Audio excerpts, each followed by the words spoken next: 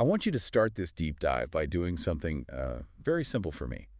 Wherever you are right now, well, unless you're driving, of course, just close your eyes for a It's second. always a good disclaimer. Right, yeah, safety first. But if you can just close your eyes. Now I want you to picture your childhood bedroom. Take your time with it. Try to see the exact color of the walls. Maybe focus on that specific poster you had hung up above your bed. Can you see the way the light used to hit the floor in the late afternoon? Exactly. The dust motes floating in the sunbeam. Notice how quickly your brain just conjures that up. For the vast majority of you listening right now, this is effortless. It feels like a completely fundamental part of your human experience. You possess this internal projector, A private theater in your mind. right, where you can summon up the past or conjure up entirely fictional futures and run incredibly detailed visual simulations of reality. Okay, you can open your eyes now. It's a pretty magical piece of biological machinery when you actually stop to think about it. It really is. But here is the wild part. What if you couldn't do that? What if when I asked you to picture that childhood bedroom or the face of the person you love most in the world, you saw absolutely nothing? Just an infinite, dark, featureless void. No colors, Yeah. no shapes, no faces, just black. For a specific subset of the population, that blankness is their only reality. They possess what the material we're digging into today refers to as a blind mind's eye. It's a profound realization when you first encounter this concept. You spend your whole life assuming that the internal landscape of your own mind is the universal standard for human consciousness. Right, you just assume everyone operates the exact same way you do. Exactly. When someone tells you they lack this ability, an ability that feels as natural as breathing to most of us, it completely shatters your assumptions about how the human brain processes reality. It forces us to ask very difficult questions about the nature of thought itself. Like if you cannot see an image in your mind, how do you remember? How do you dream? How do you desire? Okay, let's unpack this because this is exactly what we are going to explore today. We have this fascinating excerpt in front of us from a piece titled The Vanishing Canvas Origins of the Blind Mind's Eye. And our mission for this deep dive is to thoroughly break down this phenomenon. The clinical term is aphantasia, by the way. Aphantasia, right. But we aren't just going to look at a dictionary definition today. No, the notes we have point us toward a much deeper, frankly staggering distinction. Yeah, the author makes a really jarring point. We are going to look at the stark differences between being born with this, like having it completely wired into your genetics from day one versus acquiring it suddenly later in life. We're going to get into what actually causes that sudden loss, too. And ultimately, we want to dive into the biggest question this raises, which is, how does the sudden vanishing of your mental imagery affect the core of who you are? How does it alter your actual sense of self? It is a journey that takes us from the microscopic level of human genetics all the way out to the most abstract philosophical concepts of identity. So where do we start? To start, we have to establish the baseline reality that our source presents. The text states very clearly right near the beginning that while most people are born with aphantasia due to their genes... Let's pause right there. The genetic part. Yes. The word congenital. The text is explicitly linking the majority of aphantasia cases directly to genetics. This is not a malfunction that happened during their lifetime. It is not an injury. It's just the genetic lottery. Precisely. It implies that for the lion's share of people who experience a blind mind's eye, this is simply a natural biological variation in how the human brain is constructed and wired from birth. That feels like a really important distinction to make right out of the gate. We have to separate the idea of a condition from the idea of a deficit or a loss. Why do you say that? Well, if you're born with congenital aphantasia, there is no sense of loss. Right. Because there was never anything there to lose in the first place. Yeah, that's exactly it. Think about it like being born colorblind, or being born left-handed, or, on the flip side, being born with perfect pitch. Yeah. It is simply the operating system that came pre-installed on your hardware. That is a great analogy. If you are congenital aphantasic, you don't spend your childhood mourning the fact that you can't visualize an apple because you have absolutely no frame of reference for what visualizing an apple even means. You do not miss a sense you have never possessed. Think of an animal that perceives the world through echolocation. Like a bat. Right. Or an animal that navigates entirely through scent. A bat isn't sitting in a cave mourning its lack of human color vision. Its reality is entirely complete and functional within the parameters of its biology. That makes total sense. For the person born with genetic aphantasia, their brain has developed from infancy to navigate the world without relying on a visual scratch pad. And what's fascinating here is how that profoundly alters the entire architecture of memory learning and human connection. While still resulting in a perfectly functional, highly capable human being. Exactly. It really makes you wonder about the early days of childhood for someone with this genetic baseline. Like imagine being in elementary school. The teacher says, okay, class, Yeah. I want you to use your imagination picture a big purple dinosaur in your head. A classic childhood exercise. Right. But for the kid with congenital aphantasia, they probably assume the teacher is speaking entirely in metaphors. Oh, absolutely. They likely think picturing something is just a figure of speech, a poetic way of saying, think about the facts regarding a purple dinosaur. Wait, really? So they don't even realize they're different at first? Often, no. Not until much later in life. They know what purple is as a concept. They know what a dinosaur is as a biological category. They can list the traits. They can describe this shape based on, well, let's call it semantic knowledge. Hang on, let me stop you there. When you say semantic knowledge, you mean like knowing that a bicycle has two wheels and a chain, even if you can't actually picture the bicycle in your head? That is a perfect way to put it. Semantic knowledge refers to general world knowledge that we have accumulated throughout our lives. It's facts, ideas, meaning, and concepts. Okay. It's distinct from episodic memory, which is the memory of specific personal experiences. Episodic memory usually heavily relies on visual recall for most people. Okay, got it. So the aphantasic kid has the semantic knowledge of the purple dinosaur. Yes, but the actual literal viewing of an image, they assume everyone else is just as blank internally as they are, and that seeing it in your mind is just an idiom we all agreed to use. It would be like me asking you to taste the justice in a court verdict. Huh, I love it. You know what justice is, but you don't literally expect to taste a flavor in your mouth. You understand it's a metaphor. That is how the congenital aphantatic views the phrase, picture this. That is wild, but it raises a huge question. If you can't see anything, how are you operating? Like if you're listening to this on your commute, think about how you planned your route today. Did you visualize the turns in your head? Do you picture the intersection where you always get stuck in traffic? Most people do. It's spatial navigation aided by visual memory. Right. So if you don't have that, how do you get to work? How do you do anything? This is where we have to look at the mechanics of non-visual memory. These individuals build their entire life, like educational frameworks, their problem-solving strategies, and their entire memory system purely on facts concepts, spatial awareness, and perhaps auditory or tactile memories. Spatial awareness, so like feeling where things are in the dark. Very simple. Close your eyes again. Even without picturing the room you are in, you generally know where the door is. Yeah, I do. You know how far away your coffee mug is on the desk? You have a spatial map that doesn't necessarily require a visual rendering. Oh, okay, I feel that. It's a sense of presence and location, not a photograph. Exactly. Their internal world is not empty. It is just written in a completely different programming language. It is a world of pure data, pure concept, completely devoid of visual rendering. So if they need to remember a grocery list, they aren't picturing the aisles of the supermarket. No, they are relying on a conceptual semantic list. And it works. That's the amazing part. People with this genetic baseline go on to become engineers, artists, writers, doctors. It does not inherently limit a person's intelligence or their creativity. Not at all. It just routes those processes through a completely different neural pathway. Okay, so I think I have a good grasp on the baseline, the genetic born-with-it version. The absent canvas. Yes, the absent canvas.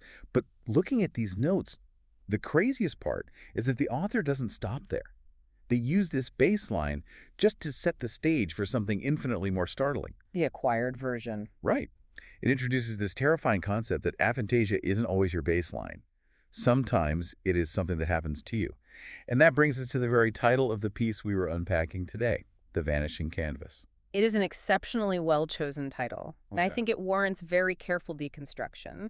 In examining the phrase, the vanishing canvas, we are immediately presented with a highly evocative metaphor that perfectly encapsulates the tragedy of acquired aphantasia. It really is a powerful, specific phrase. Let's break down that word canvas. When I think of a canvas, I think of a designated space that is specifically meant for creation. It's a blank area waiting to hold a representation of reality. Yes, a workspace. Exactly. In the context of the human mind, the internal canvas is our private workspace. It is the projector screen where we play back our memories to figure out where we left our keys. Did I leave them on the kitchen counter? Let me rewind the tape and look. Exactly. Or it is the sketchpad where we test out different scenarios before we make a decision, like picturing how a piece of furniture will look in the corner of the living room before we buy it. It implies utility. It implies potential. And it implies a space over which we have incredible creative control. Hmm. We can also use it as a sanctuary. We vividly replay a beautiful memory when we are feeling sad. That is a crucial point, the emotional utility of the canvas. Right. But then the author pairs canvas with the word vanishing. They don't say the absent canvas, which would describe the congenital experience we were just talking about. They specifically use the word vanishing. And vanishing implies an active process. Yes, it implies a transition from presence to absence. It suggests that a fundamental cognitive tool, a space that has been heavily utilized and relied upon for an individual's entire life up to that point, suddenly or gradually ceases to exist. It evaporates. The implications of this are staggering Mm. when you consider how deeply human beings rely on this internal visual workspace. It is. I really want to try and put this into perspective for the listener. Imagine being a master painter. Let's say you have spent decades perfecting your craft. Okay. You know exactly how to mix colors, you know how to apply brushstrokes, you know how to translate the emotion in your heart into a visual representation on the easel in front of you. The mechanics are deeply ingrained. Completely second nature. Now imagine one day you walk into your studio, you pick up your brush, you dip it in vibrant red paint, and you stroke the canvas. But the canvas simply rejects the paint. It just slides right off. It slides off, it disappears, whatever. No matter how hard you press, no matter what technique you use, the canvas remains starkly, immutably blank. The easel is there. Your desire to paint is there. Your knowledge of how to paint is there. But the medium upon which you rely has simply ceased to function. That would be incredibly disorienting.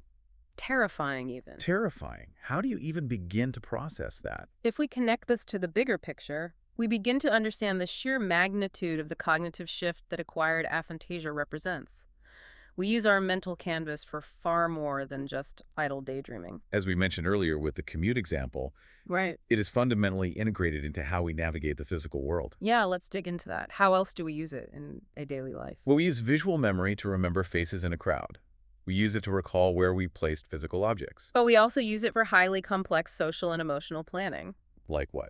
Have you ever had to have a really difficult conversation with someone, maybe breaking some bad news or asking for a raise? Oh, all the time. I agonize over it. And when you agonize over it, what are you doing? You are running a visual simulation. You picture their face, you picture the room you'll be in, you visualize their potential reactions so you can prepare your emotional responses. Wow. Yeah, I totally do that. I'm essentially running a dress rehearsal on my mental canvas. Exactly. We also use it to soothe ourselves, as you mentioned. The ability to recall the visual warmth of a loved one's smile or the serene image of a quiet beach. It is a profound psychological comfort mechanism. So when that canvas vanishes, all of those deeply ingrained, heavily relied upon systems are instantly rendered useless. The brain is suddenly forced to completely rewrite its own internal software. It has to find entirely new, non-visual ways to achieve all of those vital daily tasks. It has to learn how to do the math without the scratch pad. That sounds exhausting. It really highlights how much we take that internal theater for granted. I just assume it will always be there, ready to cue up whatever image I demand of it. But our source material pulls no punches in explaining exactly why that canvas might vanish. Yeah, let's get into the causes, because this is where it gets a little scary. The notes list the catalysts of erasure. The text points directly to two specific causes for acquired aphantasia, brain injuries, or psychological conditions. Let's tackle the first one, brain injuries.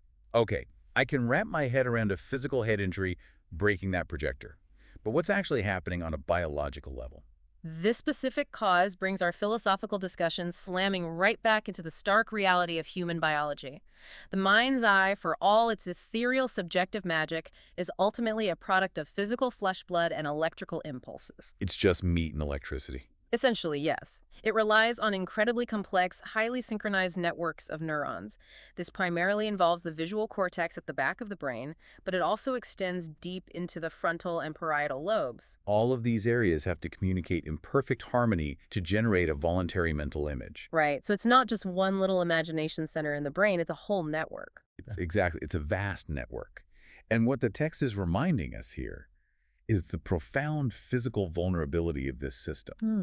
The ability to visualize is a fragile physical mechanism in the brain that can be literally broken by external physical force. It is a terrifying thought, really. We walk around every day with this universe of imagery inside our heads, and it is all completely dependent on the structural integrity of our skulls and the delicate tissue underneath. One bad fall. A car accident, a severe concussion, a stroke, a tumor, any of these traumatic physical events can act like a rogue sledgehammer.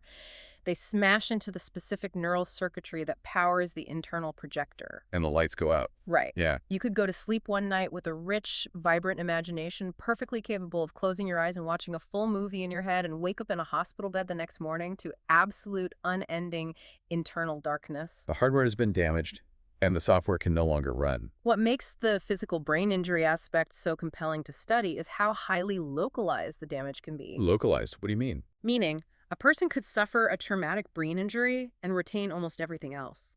They retain their ability to speak perfectly. They retain all their semantic knowledge. They remember all the facts of their life.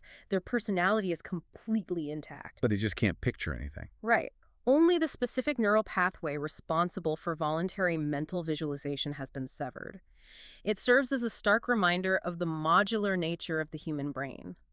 The mind's eye is not this diffuse mystical aura that permeates our entire consciousness. It's a specific physical tool. It is a localized application running on the brain's hardware. And just like any physical tool, just like a hammer or a smartphone, it can be abruptly and irreparably broken. Man. Okay, so physical trauma makes sense. The wire gets cut, the signal drops. But the text mentioned something else that completely threw me.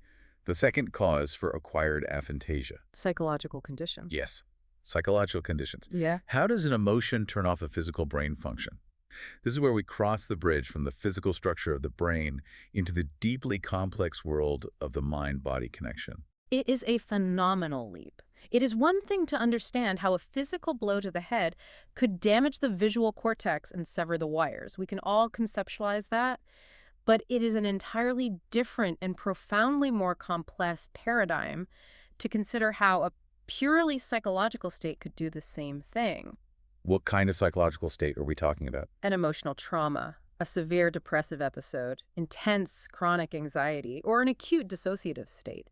The text suggests that these conditions can be powerful enough to functionally turn off the mental canvas. Wait, functionally turned off, so the hardware's fine. The hardware is completely undamaged. There's no physical lesion, no bleeding, no bruising. So we are talking about the brain essentially shutting down its own visual processing center. Not because it's broken, but because the software itself has encountered a catastrophic error. A catastrophic error, or perhaps it has enacted a radical protective protocol. This is exactly what blew my mind when I was reviewing our notes for this deep dive. Yeah. How much emotional weight, how much psychological pressure does a mind have to be under for it to just pull the plug on its own internal visual system? A staggering amount. We often think of our imagination as an escape from psychological distress. When things get bad, we close our eyes and go to our happy place. But what this author is suggesting is that sometimes the psychological condition is so overwhelming that the brain loses the capacity to generate those images entirely. The canvas doesn't just go blank. The brain actively refuses to paint on it. It forces us to confront the reality that our psychological state has a profound, measurable, and sometimes highly destructive impact on our neurological function. The mind and the brain are not separate entities, right? They are a singular, completely integrated system. So how does a feeling actually block an image? What is the mechanism there? If a psychological condition can induce acquired aphantasia, it means the emotional weight of a situation is actually altering the neurochemistry of the brain. Like changing the chemicals. Exactly. It's altering the flow of neurotransmitters. It is suppressing electrical activity in the visual networks, effectively creating a functional blockade. The circuitry is perfectly intact, but the brain's internal signaling has been so severely disrupted by psychological distress that the command to visualize simply never reaches the canvas. It gets lost in the mail. Or the mailroom has been intentionally shut down due to a hazard warning. That is fascinating. If you were listening to this right now, think about the sheer fragility of your own mind's eye. Yeah. That ability you have to picture a sunset or replay a funny memory from last week, it isn't just some guaranteed permanent fixture of your existence. It's not a given. It is this incredibly complex, highly sensitive process, and it is constantly vulnerable on two entirely different fronts. It is vulnerable to the physical strike, the unexpected blow to the head. And it's equally vulnerable to emotional weight, the psychological conditions that can slowly or suddenly suffocate the internal projector. It makes you realize that the simple act of picturing an apple in your head is actually a daily, quiet miracle of perfectly balanced neurology and psychological stability. A quiet miracle, I love that. But that profound fragility, that dual vulnerability, leads us directly into the ultimate, most critical point raised by the text. The question of identity. Yes. The text concludes by asking us to explore how the sudden loss of a mental canvas affects a person's sense of self. This is the absolute philosophical heart of our deep dive today. This isn't just about neurology anymore. This is about who we are at our very core. The author is demanding that we look at how deeply, inextricably intertwined our visual memory is with our fundamental understanding of our own identity. Think about it. So much of who you are is built entirely upon a foundation of visual memories. It is the continuity of the self. What do you mean by that? Continuity. We construct the narrative of our own lives by stringing together a series of internal visual recollections. Think of it like a movie timeline. We remember the look of pride on a parent's face when we graduated. That visual reinforces our sense of achievement. We remember the visual horror of a terrible mistake we made, maybe a car accident we caused, or a look of betrayal on a friend's face. And we use that visceral visual memory to guide our future morality. It keeps us from making the same mistake twice. Exactly. We remember the physical space of the homes we have lived in, the cities we have traveled to, the faces of the people we have loved and lost. These internal images are the anchors that tie our present consciousness to our past experiences. They provide the evidence that we have lived. Yes, they are the proof that we have grown, that we are the same person today that we were 10 years ago, just further along the timeline. Now, I want you to imagine all of those anchors suddenly violently snapping. This is where we have to heavily contrast the congenital experience with the acquired experience. A crucial distinction. Right, because earlier we said that for the person born with genetic aphantasia, there is no trauma of loss. Their identity is perfectly formed from day one without the canvas. They use different anchors, they use facts, semantic knowledge, spatial awareness. Their foundation is solid, just built with different materials. But for the person who acquires aphantasia, the person who loses the canvas suddenly due to a brain injury or a psychological condition, the trauma is twofold. It is compounded. The first trauma is the physical injury or the psychological distress itself. Obviously, a car crash or a severe depressive episode is traumatic on its own. Certainly. But the second, and perhaps much more enduring trauma, is waking up one day and realizing that a massive foundational component of your internal identity has completely vanished. It is a profound existential crisis. I can't even fathom it. Who are you if you can no longer picture your own past experiences? If you cannot summon the face of your deceased mother to your mind's eye, does your connection to her begin to fade? Oh, that is heartbreaking. It is. If you cannot visually replay the happiest day of your life, do the emotional resonance of that day begin to hollow out? Because the trigger is gone. Precisely. The sudden loss of the mental canvas removes the primary tool most of us use to reassure ourselves of our own history. Now, to be clear, the person with acquired aphantasia still possesses the semantic facts of their life. They didn't get amnesia. Correct. They know they were married, they know they went to college, they know their mother's name was Sarah. But the vivid, emotional, visual playback of those facts is gone. The personal documentary of their life has been suddenly stripped of all its video footage, leaving only the dry text of the script behind. That transition has to be incredibly agonizing. You are suddenly a stranger in your own mind. You reach for a tool that you have used millions of times a day for your entire life, and your hand just grasps at empty air. The expectation meets a void. Yes. The trauma isn't just that you can't see the image. The trauma is the constant painful friction of expecting to see the image and being met with nothing. You try to picture your spouse's face, your brain sends the command and nothing happens. It fundamentally disrupts how you relate to yourself. You literally have to mourn the loss of your own internal world. This raises an important question, perhaps the most important question born from these notes. Does the sudden loss of the mental canvas force a person to entirely rebuild their sense of self? What do you think?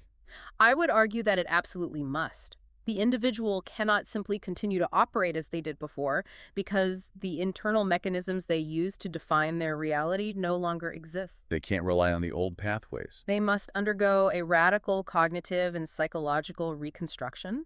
They must learn to rely on completely different senses and entirely different frameworks of memory and emotion to understand their place in the world. They basically have to learn how to be a congenital aphantasic, but they have to do it as an adult while actively carrying the grief of what they used to have. It is a steep, painful learning curve. They have to learn to build their identity on semantic knowledge, on concepts, on the facts of their existence rather than the visual replays.